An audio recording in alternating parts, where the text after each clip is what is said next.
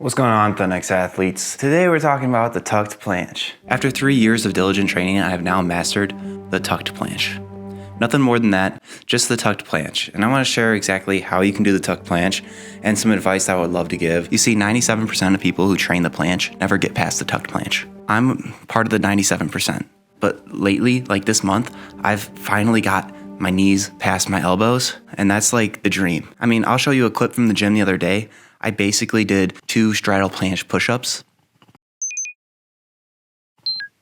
That's 2 full reps. But let's tackle this video starting from 0, nailing down all the progressions, and giving you some tips on how you can really master this exercise and go beyond it. You could just learn this thing by trying to do the ball. However, not the best approach. So step 1 is just having a base of strength. Whether it's push-ups, pike push-ups, pull-ups, you need a base of strength, dog. And even if you're not strong, you can still practice them. Just, make sure that you're doing some fundamental muscle building exercises as well, because then you can move into planche leans. And they're planche leans, which is a fundamental that I wish I went even harder on. You see, if you want to hold the full planche, you'll have to be able to hold your entire body weight with straight arms on your hands. And in order to hold your center of mass, to balance in science and stuff, your hands are gonna have to be around your waist for that to happen. So for beginners, when you're starting off, you wanna start to develop the strength to support your body weight with straight arms. And the best way to do that is with planche leans. So instead of having your hands forward like this, turn them to the side slightly to give your wrist a little bit more wiggle room. And you're gonna pop your scapula. So this is not what you want, this is what you want. Not what you want, what you want. And then from there, you lean forward as far as you can go and you hold. Trying to hold for 15 seconds, eventually you'll drop, and that would be one set, just leaning forward. Really simple, but really profound, because you're training the exact thing that you need to train. You could even elevate your feet slightly, and then you'd basically be doing a planche, except for it'd be way easier because you'd have your feet supported.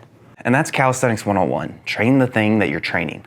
Even if you can't do the thing, do a version of the thing that you can do and train the exact movement of the skill or exact range of motion. And through doing that, you get better and you improve. That's why this is the number one. Number one. If I had to pick one of these, it would be this one, and I would just spam it. You're able to lean forward and forward and forward, and eventually your feet come off the ground, and then boom, you're in a planche. In theory, I still can't do the planche. I'm also 6'3", so if there is any 5'5" people giving me crap in the comment section, I would love to see you try and do this when your focal points. Yeah, genetics just play a factor in this, so it's nothing to cry home about.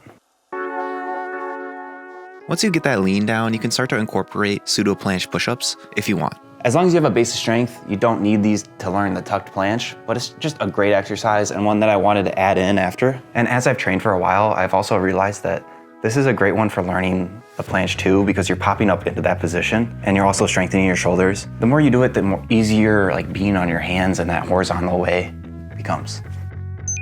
The thing is too, when I first started doing these pseudo planche push-ups, it was obliterating me. We're talking neck things out the wazoo, struggling to even do them. It's a mixture of straight arm strength and bend arm strength. Eventually it leads to those push-ups that I was talking about. 2 reps, I can do 2 full reps. But honestly, that's the only one that I would really, really nail down. But I'll share some other ones that I did do that I don't think they were very helpful, but they helped me.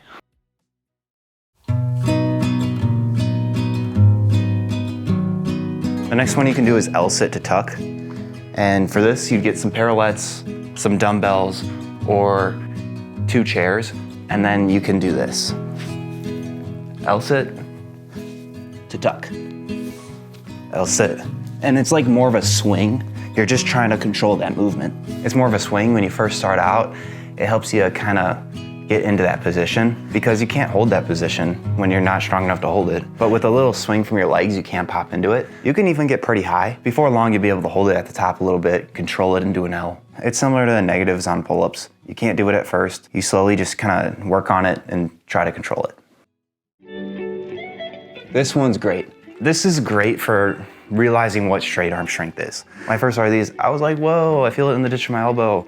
I've done front raises before, but you turn your arms out like this. Next thing you know, it's hitting you in the ditch of your elbow, your biceps, your shoulders.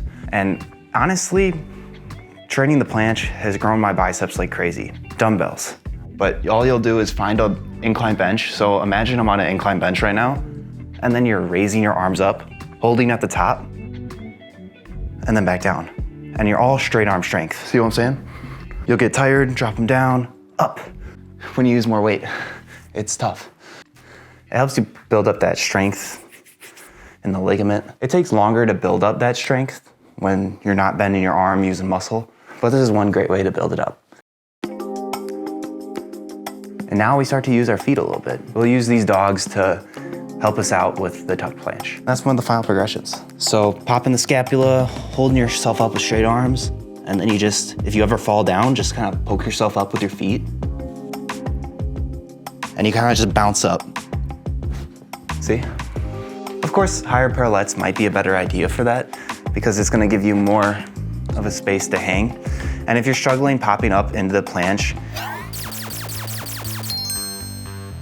and if you're struggling to pop your shoulders and scapula out, you can do like scapular push-ups like this. Or planche leans with the scapular push-ups.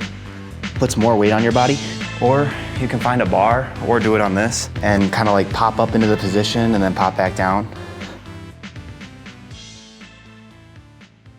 If you're weak at something, just work on it. But eventually you're ready for the whole thing. Since we've been training for this, the technique is going to be similar to the other exercises. So to perform this one, you can move your wrists out to the side or use parallettes and support your body on your hands while leaning forward. Use that strength that you've been cultivating and bend your knees up towards your chest, elevate your feet off the ground, and then do your best to balance your weight. And you might think this is an easy exercise. You would be mistaken. It's one of those things where it looks really easy. Like, oh, look at he's holding himself up in a ball. It's not that cool. Oh, to hold yourself up with straight arms is a different ball game. I just want people to put some respect on this exercise. And next time when I show it off during Thanksgiving, they give me the respect that I deserve. A little bit of a tangent there. And you might even want to try the full thing before you're fully ready for it. And that's the final piece of advice that I want to give for this video, is to try to push yourself to the next progression.